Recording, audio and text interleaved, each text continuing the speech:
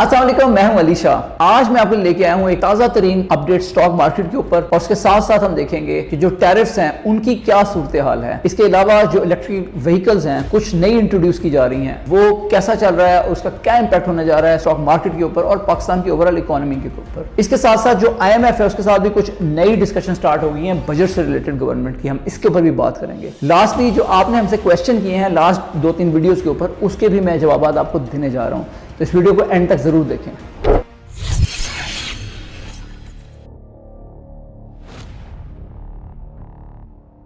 तो जनाब, आपको मालूम है कि मैं पिछले एक वीक में ट्रैवल कर रहा था। मैं असल में दुबई गया हुआ था, जहाँ पे मेरी बहुत सारी मीटिंग्स थी और उसमें से एक मीटिंग मेरी जो सरमाया की टीम है उनके साथ भी हुई और ये बड़ी इंटरेस्टिंग मीटिंग थी। सरमाया एक प्लेटफॉर्म है जो बहुत ज़्यादा एजुकेट करते हैं लोगों को ट्रेडिंग के बारे में, और इनके जो बहुत ज़बरदस्त एक्सपर्ट्स हैं जिसमें फराज हैं जो टेक्निकल एनालिसिस एक्सप्लेन करते हैं और उसके कोर्सेज हैं उनके, उसके साथ साथ जो अमार हैं उनके फंडामेंटल एनालिसिस के कोर्सेज हैं।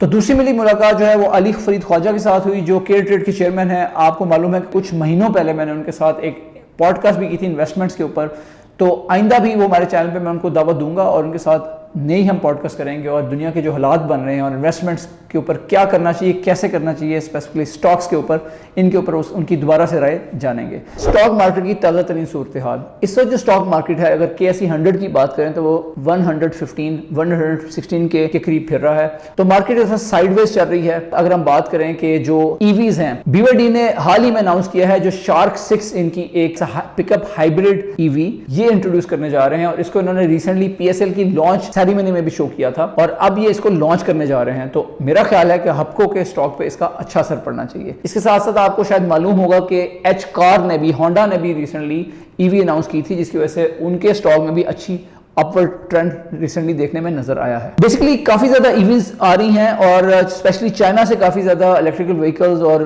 गाड़ियां इंपोर्ट की जा रही हैं और एकेडी सिक्योरिटीज ने यह भी आइडेंटिफाई किया है कि इसकी वजह से प्रेशर आ सकता है जो लोकल कार मैन्युफैक्चरर्स हैं उनकी सेल्स के ऊपर, स्पेशली चूंकि ट्रंप ने टैरिफ इंपोज कर दिए हैं चाइना के ऊपर, तो चाइना की जो पाकिस्तान की तरफ एक्सपोर्ट्स हैं वो बढ़ जाएंगी और आने वाले दिनों में हो सकता है और ज्यादा चाइनीज EVs पाकिस्तान आए, जिसकी वजह से और प्रेशर भी आ सकता है जो पाकिस्तानी गाड़ियां हैं उनके मैन्युफैक्चरर्स के ऊपर।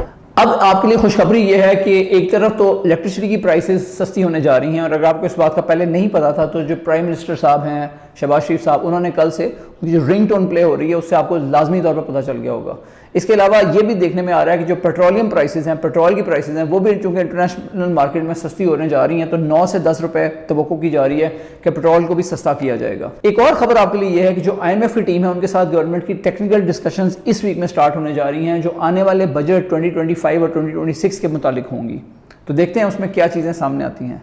तो अब बात करते हैं जो टैरिफ्स हैं। तो टैरिफ्स के बारे में आपको पता है कि पिछले एक महीने से कभी शोर हो रहा है कि टैरिफ लगाए जा रहे हैं, कभी कहते हैं टैरिफ नहीं लगा रहे, और ताज़ा तरीन सूरत हाल ये है। मैंने लास्ट वीक में जो वीडियो बनाई थी मैंने उस पर आपको अपडेट दी थी कि जो टैरिफ्स हैं वो किन किन कंट्रीज पे लगाए गए हैं और कितने कितने टैरिफ्स लगाए गए हैं। उसके बाद से अपडेट कुछ ये है कि ट्रंप ने 90 डेज के पॉज का ऐलान कर दिया है सारे कंट्रीज पे एक्सेप्ट चाइना। तो बाकी कंट्रीज पे वो भी टैरिफ नहीं लगा रहे बिकॉज उन्होंने ये कहा है कि बाकी कंट्रीज उनको रीच आउट किया, उन्होंने उनसे निगोशिएशन स्टार्ट की कि भाई हमें भी थोड़ा सा मौका दें, थोड़ा निगोशिएशंस करें, और ये एक्सपेक्टेड था। टैरिफ में कभी भी ऐसा नहीं होता कि ट्रंप ने ऐलान कर दिया फौरन लगा दिया जाए, बल्कि वो एक इंडिया होता है कि अब इसको आगे बढ़ाया जाए।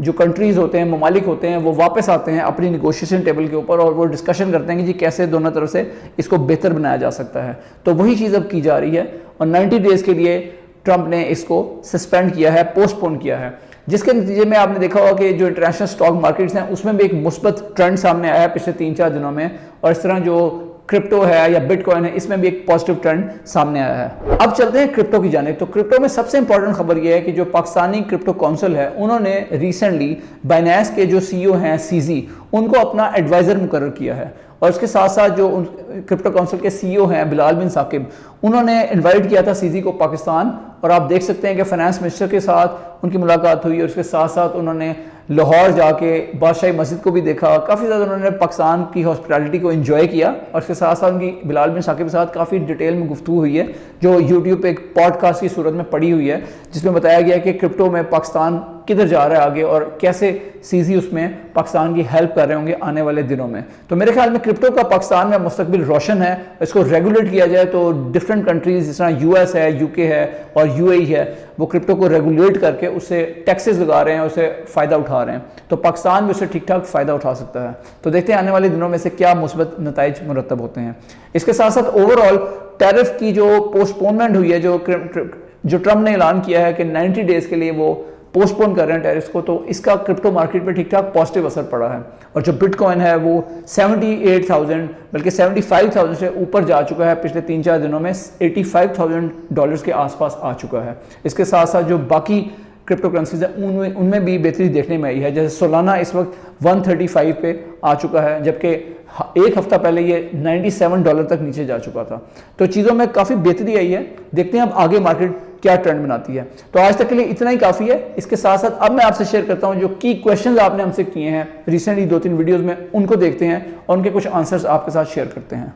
एक दोस्त ने क्वेश्चन किया कि can you do a video on Peter Lynch value calculation of some US shares and on its significance in buying shares. जो पीटर लिंच है वो किसी भी स्टॉक की वैल्यू कैलकुलेशन के लिए एक मेथड निकाला है और इसका एक कैलकुलेटर सरमाया की वेबसाइट पे मौजूद है, वहां जाके आप इसको देख सकते हैं। मैं आगे जाके देखूंगा अगर मैं इस पर स्पेसिफिकली एक सेपरेट वीडियो भी बना सकूं। एक भाई ने पूछा do I need separate accounts for daily trading and long term trading. आपको ट्रेडिंग अकाउंट एक ही होता है, लेकिन उसके अंदर आपने देखना होता है कि आपका जो पोर्टफोलियो है, एक पोर्टफोलियो आप बनाएंगे जो लॉन्ग टर्म का होगा और एक पोर्टफोलियो होगा जो मिड टर्म या शॉर्ट टर्म का होगा, वो आपने खुद से सेपरेट करके देखना है। वैसे जो ज़र्क प्लेटफॉर्म है सरमाया का, उसमें ये आपको ऑप्शन दी जाती है कि आप सेपरेट पोर्टफोलियोज क्रिएट कर लें जो विजुअली आपको दिखा सकते हैं कि ये पोर्टफोलियो मेरा है जो लॉन्ग टर्म है और ये पोर्टफोलियो है जो मिड टर्म या शॉर्ट टर्म है। एक भाई ने पूछा है कि kindly talk about Fatima fertilizer and Fauji foods. तो आपको बेसिकली जो क्वेश्चन है वो स्पेसिफिक किया करें कि आपको क्या मालूमात चाहिए इन स्टॉक्स के बारे में, ताकि आपको उसके बारे में बताया जा सके। और इसके साथ साथ अगर ये वीडियो आपको पसंद आई है और अभी तक आपने इसको लाइक नहीं किया तो इसे लाइक जरूर कर दें। और इसके साथ साथ कोई भी क्वेश्चन हो आपको माइंड में जो आता है वो हमें कमेंट्स में जरूर आगाह करें। इसके साथ साथ जो कोई फीडबैक है वो भी जरूर साथ साथ शेयर करते चले जाएं। तो अभी तक अगर चैनल को सब्सक्राइब नहीं किया तो इसको जरूर सब्सक्राइब कर लें। बल्कि मैं देख रहा हूँ तो तकरीबन 50% लोग ऐसे हैं जिन्होंने हमारे चैनल को देखते हैं लेकिन उन्होंने सब्सक्राइब नहीं किया हुआ। तो प्लीज़ यार चैनल को जरूर सब्सक्राइब कर लें, because this gives us the motivation कि आपके लिए अच्छे से अच्छा कंटेंट बना के ला सकें। Thank you very much for joining us today. अल्लाह हाफिज़।